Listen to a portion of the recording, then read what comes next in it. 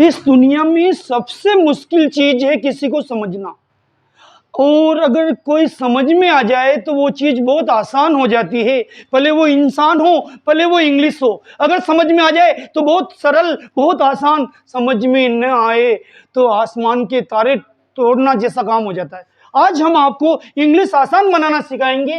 अंग्रेजी बोलना आसान है, आज का पहला ही सेंटेंस है, इंग्लिश बोलना आसान है मेरे बच्चों। तो इससे वाक्यों की स्टार्टिंग इट से होगी और सभी वाक्य इट से स्टार्ट होंगे। It is easy to speak English. देखो, इट इज इजी का मतलब आसान है, स्पीक यानी बोलना, इंग्लिश यानी अंग्रेजी।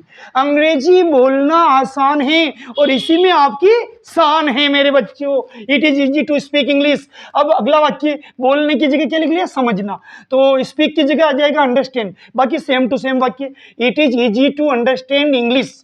अंग्रेजी समझना आसान है। अगला वाक्य भी इंग्लिश का ही है, अंग्रेजी में बात करना आसान है। It is easy to talk in English. It is easy to talk in English. अगला वाक्य, अंग्रेजी की अपोजिट भाषा हमारी राष्ट्रभाषा हिंदी। हिंदी बोलना आसान है, बिल्कुल सही बात है। It is easy to speak Hindi. It is easy to speak Hindi. Hindi समझना आसान है। It is easy to understand Hindi. अगला है, हिंदी में बात करना आसान है। It is easy to talk in Hindi. It is easy to talk in Hindi. सभी वाक्य मिलते जुलते हैं और आप में जो कॉन्फिडेंस आएगा वो देखने लायक होगा।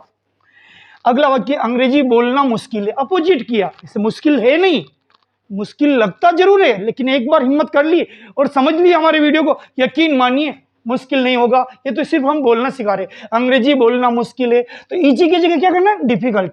इजी का अपोजिट होता है difficult. It is difficult to speak English.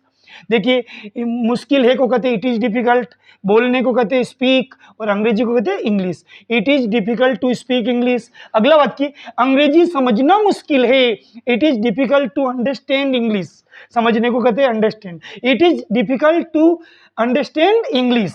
अंग्रेजी में बात करना मुश्किल है, किन के लिए? जो प्रैक्टिस नहीं करते। It is difficult to talk in English. It is difficult to talk in English. अगला वाक्य है 10वां, लोगों से बात करना आसान है। It is easy to talk to people. It is easy to talk people. बीच में टू लगाओ तो भी चलता, नहीं लगाओ तो भी चलता, ये तो ऊपर का बटन है, लगाओ बोली मत लगाओ। It is easy to talk people. अगला, लोगों से बात करना मुश्किल है। इट इज डिफिकल्ट, इसका जस्ट अपोजिट बना रहे। It is difficult to talk people. It is difficult to talk people. दूसरों को समझना आसान है। It is easy to understand others. दूसरों को कहते हैं others. It is easy to understand others. देखो, इट इज इजी यानी आसान है, समझने को कहते हैं अंडरस्टैंड, दूसरों को कहते हैं others. It is easy to understand others. दूसरों को समझना मुश्किल है। इजी का अपोजिट क्या हो गया? Difficult, hard. It is difficult to understand others. दूसरों को धोखा देना आसान है। धोखा देने को कहते हैं चीटिंग या cheat. It is easy to cheat others. It is easy to cheat others. दूसरों को धोखा देना मुश्किल है। इट इज, इसका अपोजिट बनाया। It is difficult to cheat others. परीक्षा पास करना आसान है। It is easy to pass the exam. It is easy to pass the exam. परीक्षा पास करना मुश्किल है कमजोर बच्चों के लिए। It is difficult to pass the exam. Easy का अपोजिट डिफिकल्ट। होशियार बच्चों के लिए तो बहुत आसान, बाएं हाथ का खेल। कमजोर बच्चों के लिए डिफिकल्ट हो गया। It is difficult to pass the exam. Car चलाना आसान है। It is easy to drive a car. It is easy to drive a car. अब कोई लेडीज है, मेरी बीवी नहीं चलाना जानती, तो कार चलाना उसके लिए मुश्किल हो गया। कार चलाना मुश्किल है। It is difficult to drive a car. अगला लास्ट वाक्य है, तैरना आसान है। It is easy to swimming या swim. It is easy to swim.